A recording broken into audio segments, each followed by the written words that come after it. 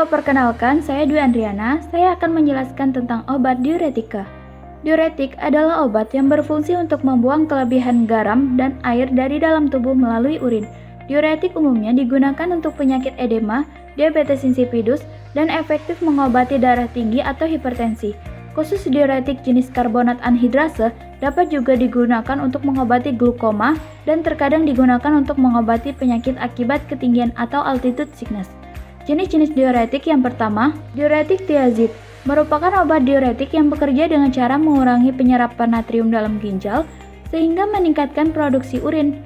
Selain itu, tiazid dapat melebarkan pembuluh darah sehingga lebih efektif dalam menurunkan tekanan darah. Contoh obatnya yaitu chlortalidon, hidroklorotiazid, dan indapamid.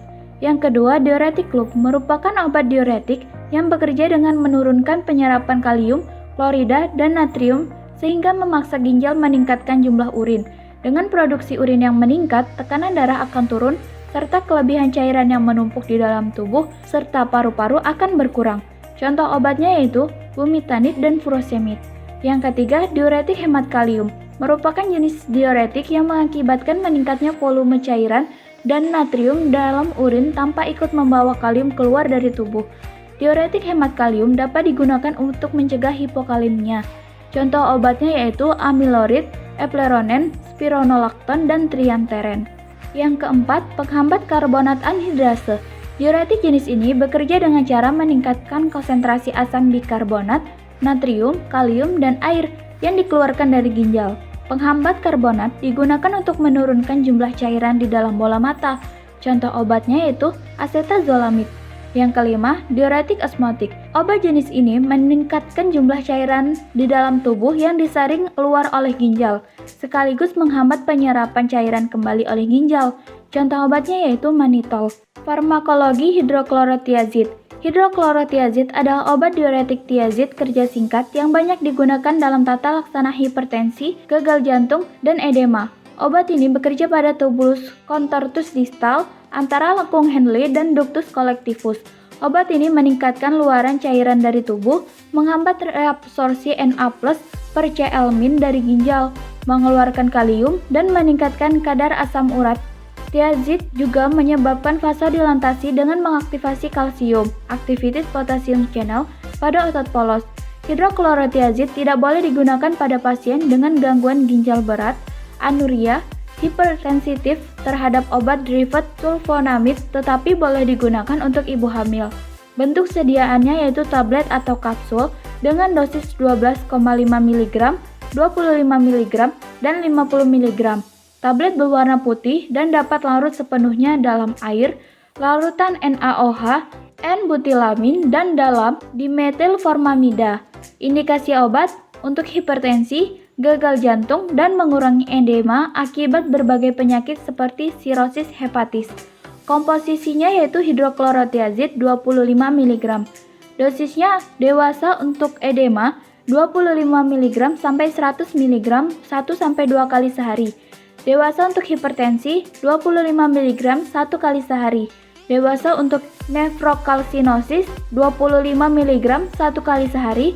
Dewasa untuk osteoporosis 25 mg 1 kali sehari. Dewasa untuk diabetes insipidus 25 mg 1 kali sehari. Aturan pakai sesudah makan. Farmakokinetik hidroklorotiazid dapat diserap dengan baik melalui traktus gastrointestinal dengan bioavailabilitas mencapai 75%. Absorpsi setelah pembelian dalam dosis 12,5 dan 100 mg. Konsentrasi puncak plasma 70-490 nanogram per mili, dicapai dalam 1-5 jam. Kecepatan dengan tingkat absorpsi akan menurun sebanyak 10-20% jika diberikan bersamaan dengan makanan. Absorpsi juga akan menurun pada pasien gagal ginjal. Waktu paruh plasma berkisar 5,6-15 jam. Waktu paruh ini memanjang pada pasien dengan gangguan fungsi ginjal. Distribusi hidroklorotiazid akan terikat protein sebesar 40-68% di plasma. Volume distribusi di dalam plasma sebesar 3,6-7,8 liter per kilo dan dapat menembus plasenta, namun tidak melewati blood-brain barrier. Metabolismenya Hidroklorotiazid tidak dimetabolisme dan diekresi dalam bentuk yang tidak berubah. Eliminasinya melalui urin, setidaknya 61% obat dieliminasi dalam 24 jam.